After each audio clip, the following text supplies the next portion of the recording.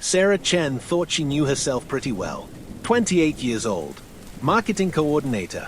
Lives alone in apartment 4B on Maple Street. Goes to bed at 10:30 p.m. every night. Wakes up at 6:45 a.m. every morning. She was wrong. About all of it.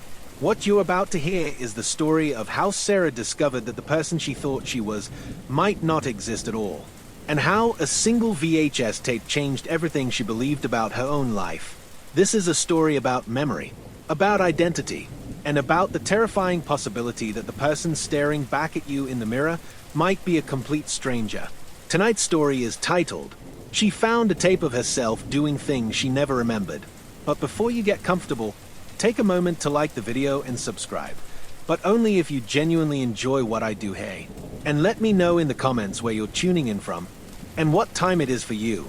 It's always fascinating to see who's joining us from around the world. Now, if you're wearing headphones, perfect. If not, you might want to put some on. Or you can lower the volume now, just enough so my voice blends gently with the stillness of your room. Close your eyes. Let your shoulders sink just a bit more into your pillow. You don't have to do anything. Just listen.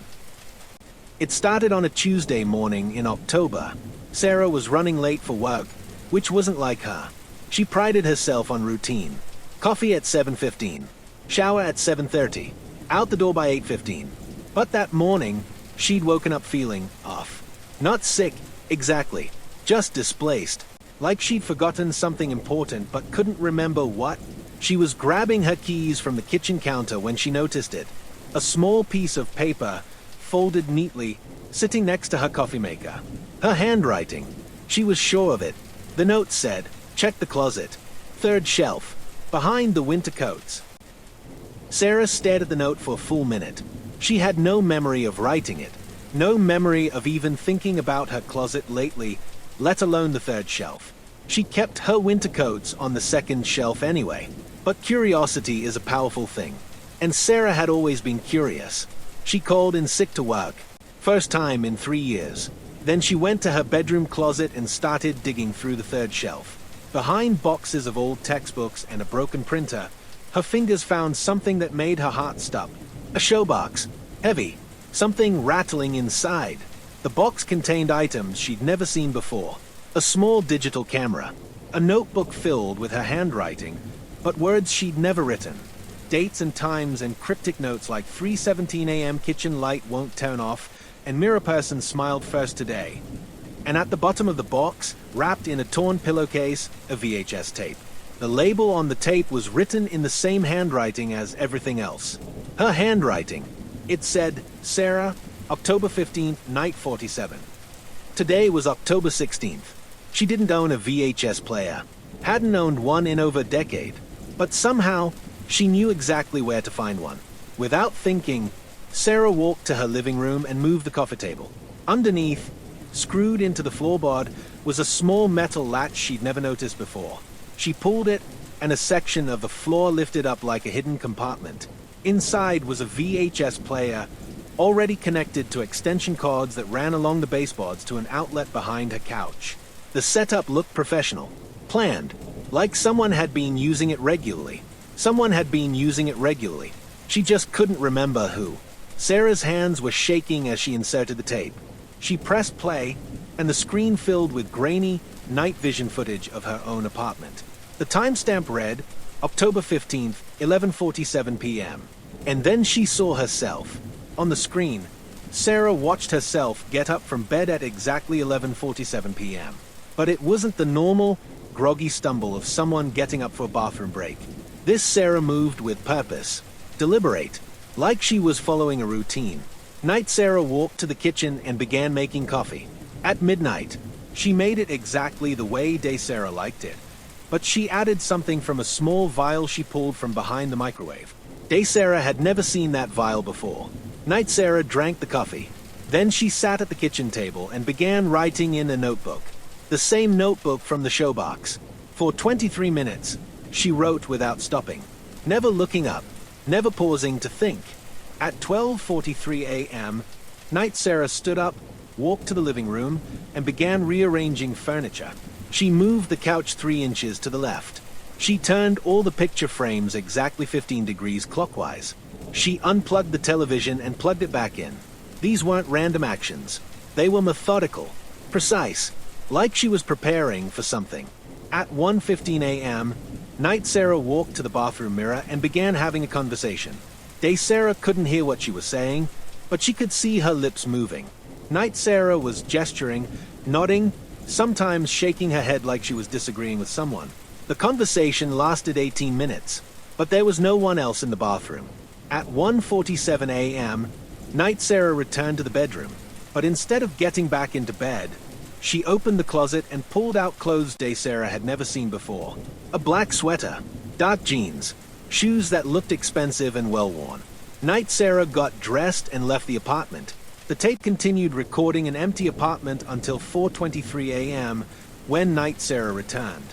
She was carrying a small bag and what looked like a key she'd never seen before.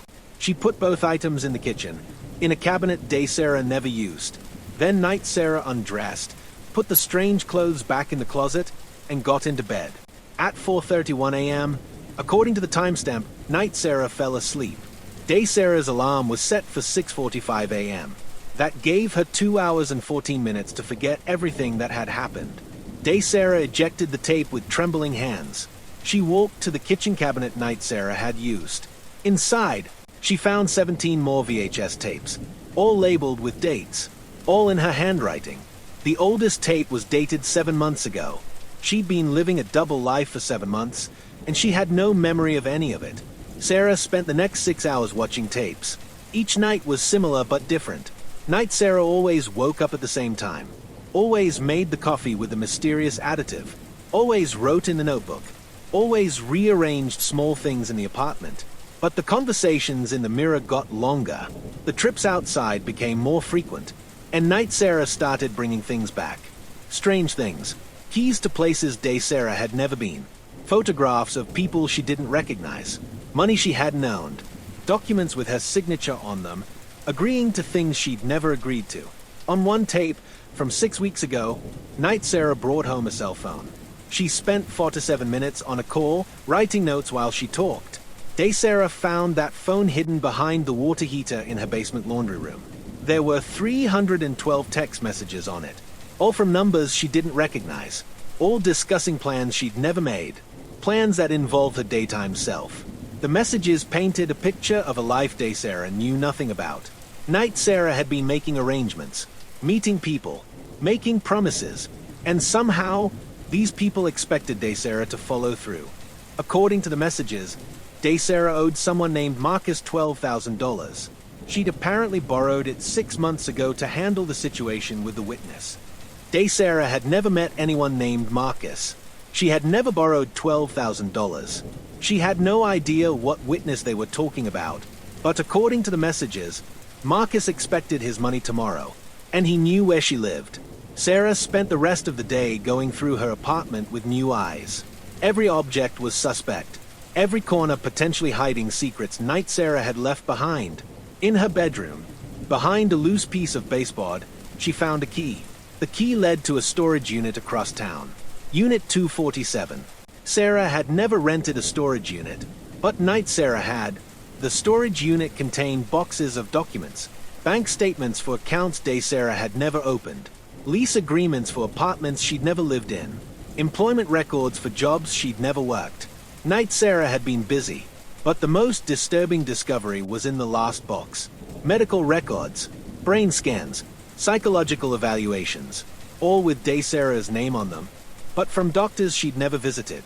The diagnoses were concerning, dissociative identity disorder, severe memory fragmentation, recommended for experimental treatment, and at the bottom of the medical files, a consent form, signed by Day Sarah in her own handwriting, agreeing to participate in a clinical trial for a new medication designed to compartmentalize traumatic memories. The medication was to be administered daily, without the patient's conscious knowledge.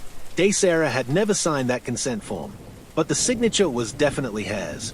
Sarah drove home as the sun was setting. Her mind was reeling with questions, but one thought kept surfacing above the rest. If Night Sarah had been making these arrangements, these commitments, these debts, What was going to happen when the people expecting follow-through realized Sarah had no idea what they were talking about? She was about to find out. There was a man sitting on her apartment building's front steps. Tall, thin, wearing a coat that looked expensive. He was smoking a cigarette and checking his phone every few seconds, like he was waiting for someone. When he saw Sarah approaching, he smiled. It wasn't a friendly smile. "Sarah Chen," he said. Not a question, a statement. "Do I know you?" Sarah asked, even though she was pretty sure she already knew the answer. "Marcus Rodriguez," he said, extending his hand. "We need to talk." Marcus followed Sarah up to her apartment. He moved like he'd been there before, like he knew the layout. When they reached her door, he waited patiently while she fumbled with her keys, but Sarah noticed he kept glancing at his watch.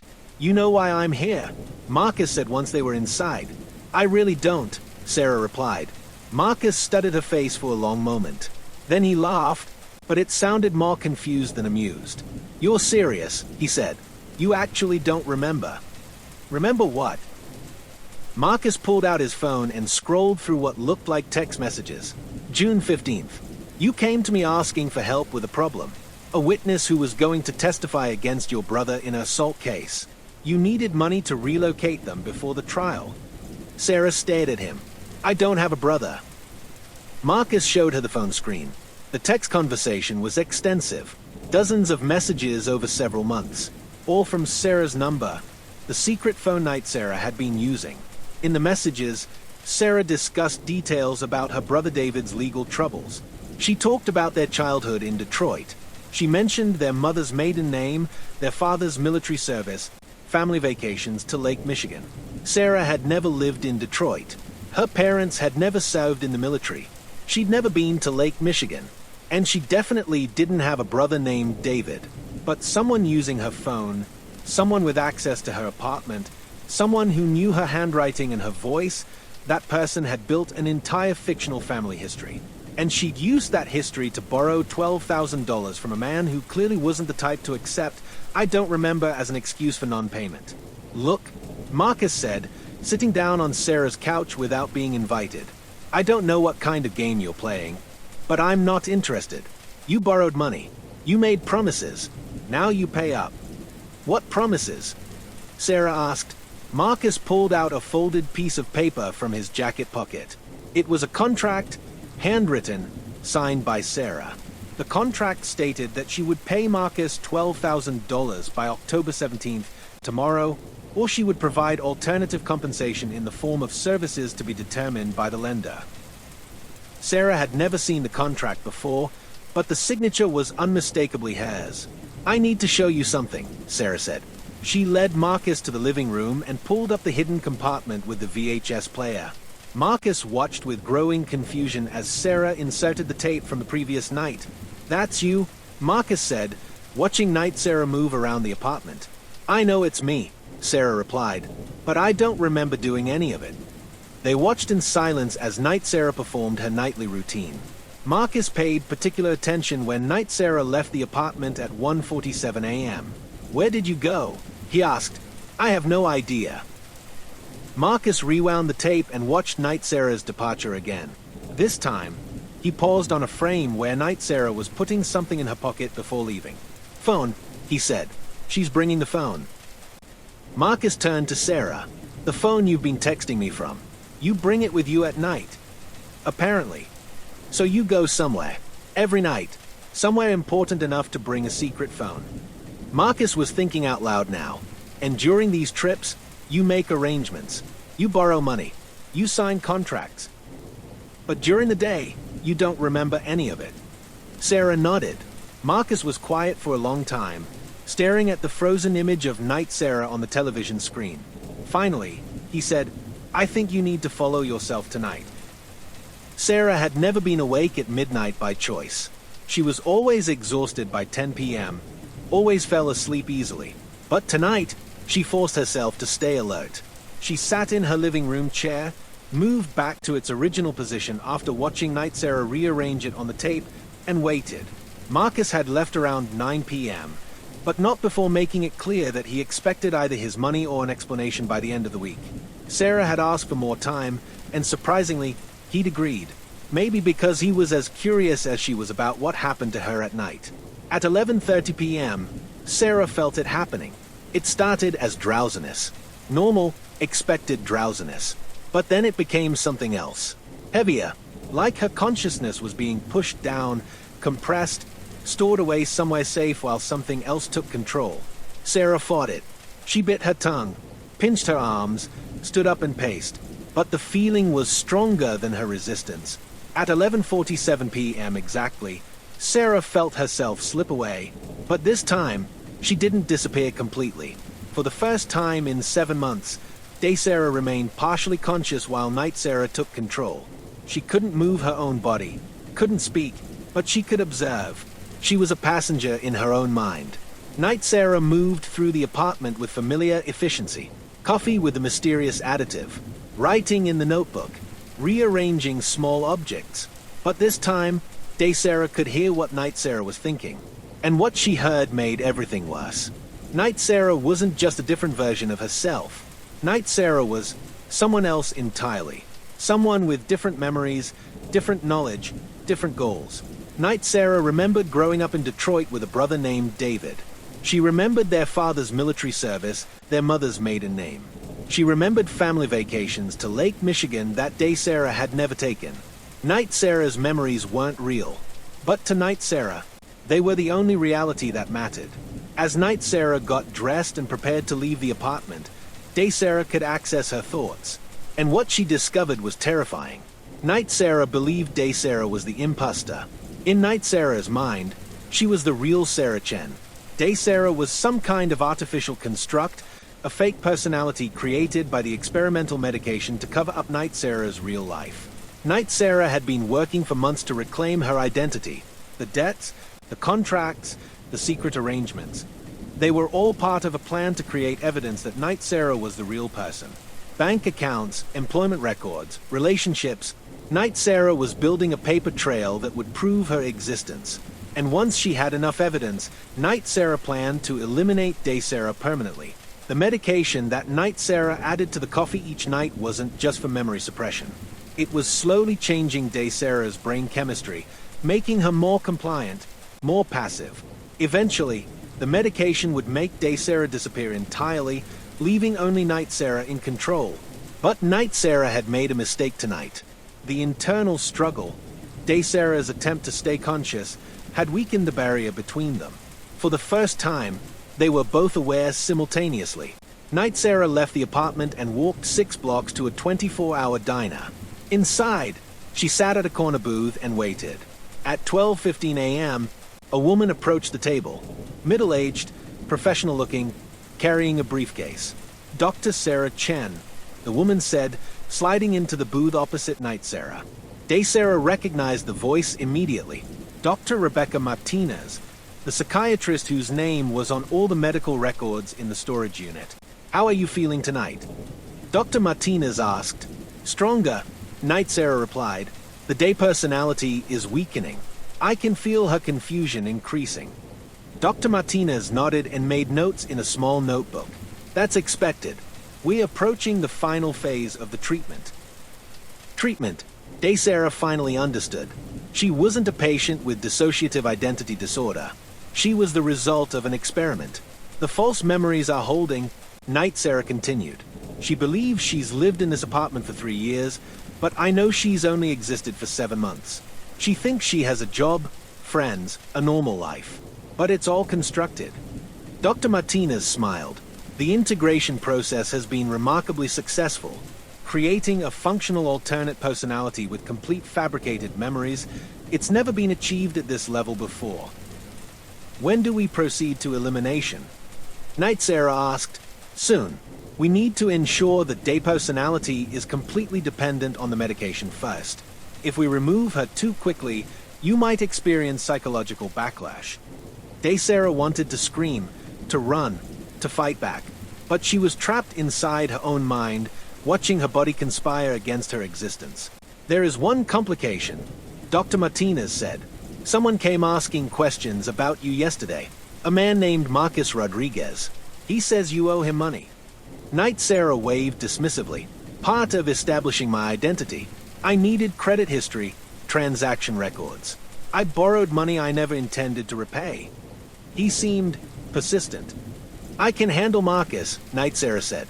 After tomorrow night, it won't matter anyway. Dr. Martinez leaned forward. Tomorrow night, I'm going to increase the medication dosage. The day personality will go to sleep and never wake up. And then I'll be free.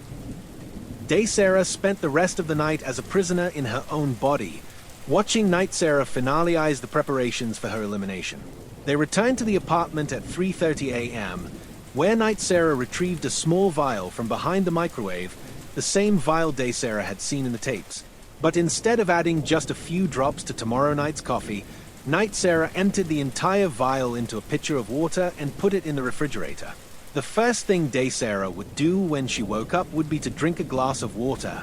Night Sarah then sat at the kitchen table and wrote a final entry in the notebook. Day Sarah could read over her shoulder. October 17th, final night. Day personality will be eliminated upon first hydration. Dr. Martinez has confirmed brain death will occur within 6 to 8 hours of full dosage. Real Sarah Chen will be free to reclaim her life. At 4:31 a.m., Night Sarah went to bed. But the transition back to Day Sarah didn't happen as smoothly as usual. The barrier between personalities had been damaged by Day Sarah's attempt to stay conscious. Instead of cleanly switching places, both personalities remained partially aware. For 7 hours, Day Sarah and Night Sarah existed simultaneously in the same mind. And during those 7 hours, Day Sarah learned something that changed everything. Night Sarah's memories weren't just false. They were stolen. Deep in the recesses of their shared mind, Day Sarah found the source of Night Sarah's fabricated past. The memories of growing up in Detroit, the brother named David, the family vacations, they all belonged to someone else. Someone who had been a patient of Dr. Martinez.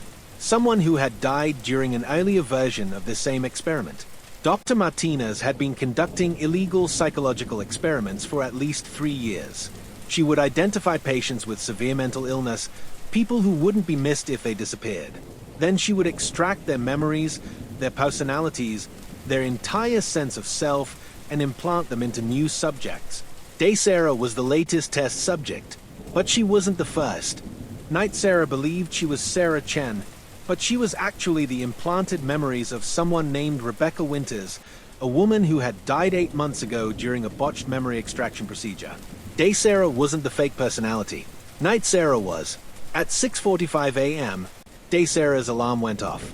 But instead of the usual smooth transition to wakefulness, Day Sarah felt like she was clawing her way up from underwater. Night Sarah was fighting for control, trying to prevent Day Sarah from waking up completely. Day Sarah won, but barely. She stumbled to the bathroom and stared at herself in the mirror. For the first time in 7 months, she could see both personalities reflected back at her. Her face kept shifting slightly, expressions changing, like two people were trying to occupy the same physical space. And in that moment, Day Sarah realized she had a choice to make. She could go to the kitchen and drink the poisoned water, allowing Night Sarah's plan to succeed. She would die, but Night Sarah would live on with Rebecca Winter's stolen memories, believing she had reclaimed her rightful identity. Or she could fight back. Day Sarah chose to fight. Instead of going to the kitchen, Day Sarah grabbed her phone and called Marcus Rodriguez. "I need your help," she said when he answered. "You found my money." Marcus asked, "I found something better. I found proof that we've both been lied to." Day Sarah explained everything. The tapes, the experiments, Dr. Martinez, the planned elimination. Marcus listened without interrupting. When she finished, Marcus was quiet for a long moment. "So let me get this straight," he finally said. "The person who borrowed money from me doesn't actually exist. She's the implanted memories of a dead woman. And the person I'm talking to right now is the real personality, but she's been scheduled for elimination." "That's correct. And there's a doctor who's been conducting illegal experiments on people's minds. Dr. Rebecca Martinez. She has an office downtown. I think," Marcus said slowly, "I need to have a conversation with Dr. Martinez." Marcus arrived at Sarah's apartment 20 minutes later, bringing 2 other men with him. They weren't the type of people Day Sarah would normally associate with, but given the circumstances, she was grateful for the help. We're going to Dr. Martinez's office, Marcus explained. You're going to confront her. We're going to record the conversation. And then we're going to decide what to do next. The office was in a converted warehouse downtown. Dr. Martinez wasn't expecting them, which worked in their favor. When Sarah walked in, Dr. Martinez looked genuinely surprised. Sarah, what are you doing here during the day? That's a good question, Sarah replied. What am I doing anywhere, ever? Dr. Martinez's expression shifted from surprise to concern to calculation. She was trying to figure out how much Sarah knew. I'm not sure I understand, Dr. Martinez said carefully. I think you do, Sarah replied. I think you understand perfectly. Just like you understood when you killed Rebecca Winters. Just like you understood when you stole her memories and implanted them in my brain. Dr. Martinez moved toward her desk, but Marcus stepped in front of her. I wouldn't, he said. What happened next took 4 to 7 minutes. Dr. Martinez, faced with evidence and witnesses and the realization that her experiment had failed catastrophically, made a choice that surprised everyone. She confessed, not just to Sarah's case, but to everything. 3 years of illegal experiments, dozens of patients, memory extraction, personality implantation, psychological manipulation on a scale that defied belief. The confession was recorded, the evidence was preserved, and by the end of the day, Dr. Martinez was in custody. But that left Sarah with a problem. She was still sharing her mind with Night Sarah. Rebecca Winters' stolen memories were still active, still trying to assert control, and the medication that had been suppressing Sarah's personality was still in her system. The solution came from an unexpected source. That evening, as Sarah sat in her apartment trying to figure out what came next, she felt Night Sarah stirring in her mind. But instead of the usual struggle for control, Night Sarah seemed different, weaker, confused. I remember dying, Night Sarah said, speaking out loud for the first time during the day. Sarah looked in the bathroom mirror and saw both personalities reflected back at her. You did die, Sarah replied. Your name was Rebecca Winters. You died 8 months ago. I thought I was you, Night Sarah said. I thought you were the fake one. We were both real, Sarah said. We were just sharing space that was only meant for one person. Night Sarah was quiet for a long time. Finally, she said, I'm tired. I've been tired for a very long time. I know. I think I want to rest now. And slowly, gently, Night Sarah faded away. Not violently, not through medication or force, but through a kind of mutual understanding. Rebecca Winters' stolen memories found peace, and Sarah reclaimed full control of her own mind. That was 6 months ago. Sarah Chen, the real Sarah Chen, still lives in apartment 4B on Maple Street. She still goes to bed at 10:30 p.m. and wakes up at 6:45 a.m. But now she does it by choice, not because of medication or programming. The storage unit has been emptied. The secret phone has been destroyed. The VHS tapes have been turned over to authorities as evidence. Marcus Rodriguez got his money back, plus interest, from Dr. Martinez's seized assets. He still checks in on Sarah occasionally, not because he has to, but because they went through something extraordinary together. Dr. Martinez is serving multiple life sentences. Her research has been destroyed. Her victims, the ones who survived, are receiving treatment from legitimate medical professionals. And Sarah has learned something important about memory, about identity, about the nature of self. We are who we choose to be, not who we are told we are. Memory can be manipulated, personality can be suppressed, but the core of who we really are, that's harder to destroy than most people think. Sometimes Sarah still finds notes in her apartment, written in her own handwriting. But now she writes them during the day, on purpose, as reminders to herself. Reminders that she is real. Reminders that she survived. Reminders that no one else gets to decide who she is. Sarah Chen knows herself pretty well now. 29 years old. Marketing coordinator. Lives alone in apartment 4B on Maple Street. Goes to bed at 10:30 p.m. every night. Wakes up at 6:45 a.m. every morning. And remembers every single moment in between.